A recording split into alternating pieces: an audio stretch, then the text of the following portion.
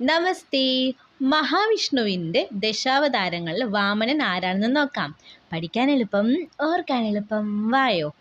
വാമനൻ മഹാവിഷ്ണുവിൻ്റെ അവതാരങ്ങളിൽ ആദ്യത്തെ മനുഷ്യരൂപം വാമനനാണ്. പ്രഹ്ലാദൻ്റെ ശാപപ്രകാരം മഹാബലിയെ പാതാളത്തിലേക്ക് അയക്കാൻ അവതരിച്ച വടു ആയിരുന്നു വാമനൻ. അദിതിയുടെയും കശ്യപൻ്റെയും പുത്രനായാണ് വാമനൻ ജനിച്ചത്.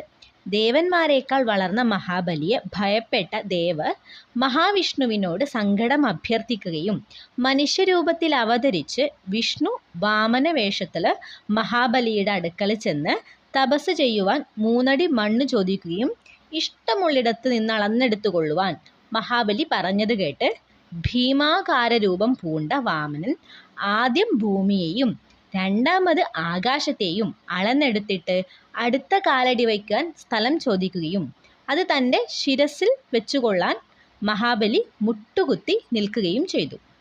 ഈ സമയം വാമനൻ മഹാബലിയെ പാതാളത്തിലേക്ക് ചവിട്ടിത്താഴ്ത്തുകയും ദേവഭയം അവസാനിപ്പിക്കുകയും ചെയ്തു.